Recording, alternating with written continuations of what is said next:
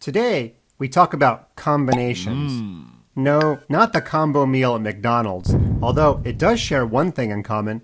Usually chess masters agree that a combination in chess has to be a series of moves that are 3 moves or longer that win you material. So, a lot like your burger, fries, and drink, all of our combinations today are going to require 3 moves or longer.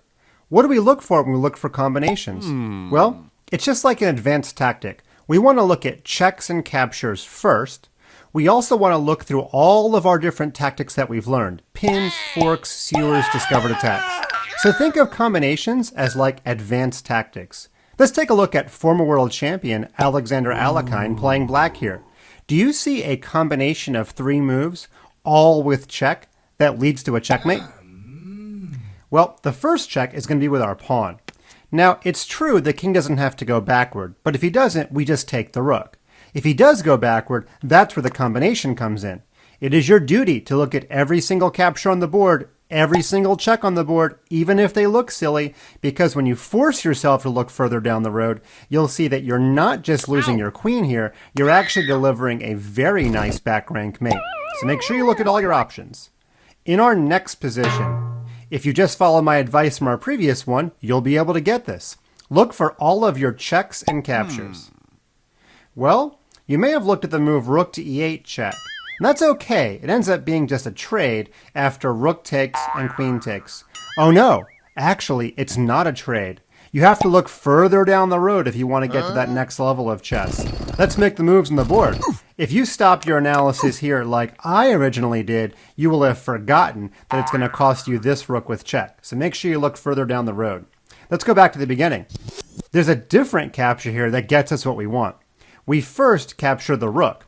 If he doesn't take our queen, okay, thanks, free rook. And if he does, we can now check on the back rank. Boys and girls, the order of moves can be really important when you're playing a combination. The order of checks with our rooks here is incredibly vital to get right. If you check with this rook, you'll actually give black a chance to defend, and black should actually win this game.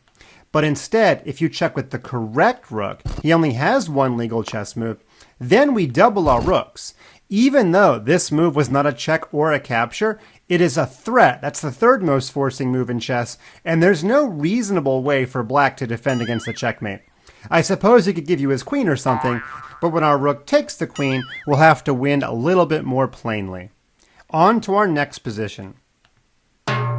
In this one, this is a famous game from French Grandmaster Maxim Vash. Bonjour. Now, he's down a queen, but he's got a lot in compensation. A rook, a bishop, and a strong passed pawn. The problem is, if he tries to promote his pawn with a move like rook h2 check, and then make a queen on the square f1, that gives white a free move. And white is going to use that free move to take on c7 and begin a series of checks on his own. Good luck getting out of those checks.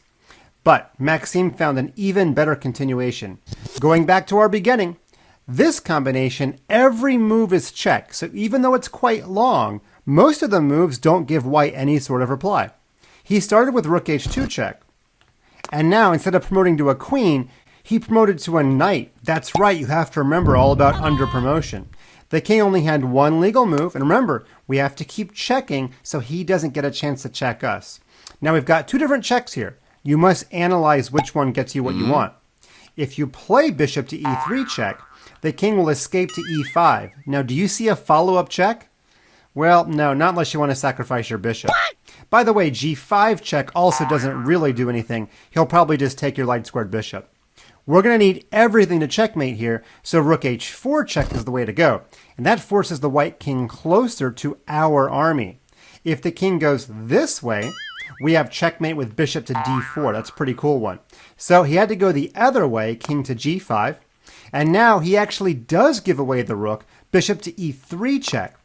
King takes h4, g5 check. The king only has 1 move, king h5. And after knight to g3 check, the white grandmaster resigned. He didn't want to see king h6 over the board when pawn to g4 is discovered checkmate with 2 knights and a bishop. That was a really long combination, but you know, Maxim's rating is over 2,800. I was trying to show you what you're going to be able to do when you all become a grandmaster one day. Let's look at 2 more. Not every combination leads to mate. It still counts as a combination if you're winning material. Black here is down. A rook and a knight and maybe a pawn for a queen. But the series of checks that he's about to play gives him that queen back. He starts with the really obvious rook takes f3 check.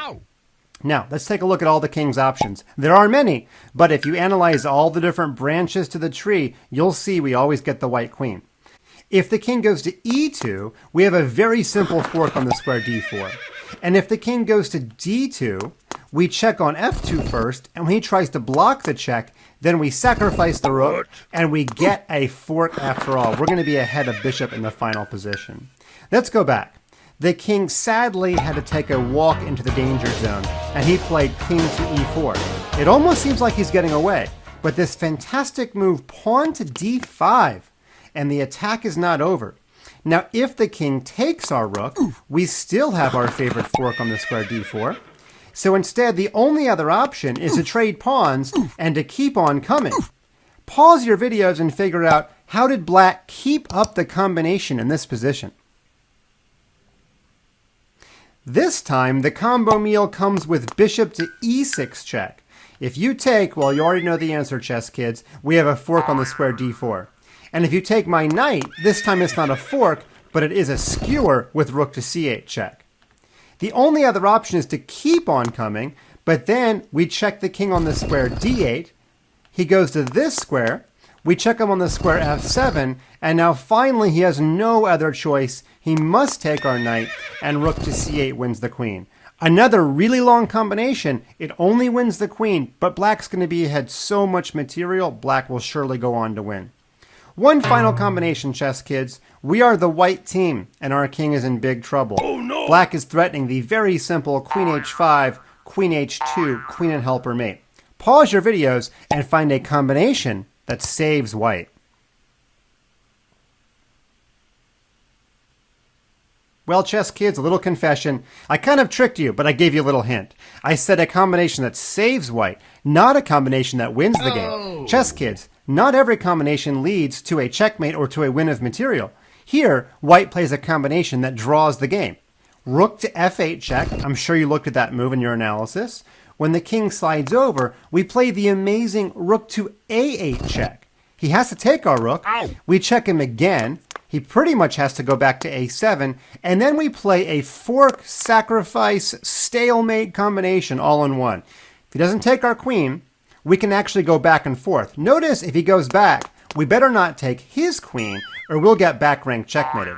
What we'll do is we'll go back to the square f8. Now eventually he might get frustrated, and he might take our queen, and that would be stalemate. That's right, a combination that draws the game. And by the way, if he blocks the check, then we have to play the very basic 3-move repetition where we go back and forth. So no matter what he does, we get a draw by repetition or a draw by stalemate. Boys and girls, to get good at combinations, you really have to know your tactics. Start by looking at checks and captures, and also look at your threats. If you do all of those things, you'll be able to play some amazing combinations just like these grandmasters did.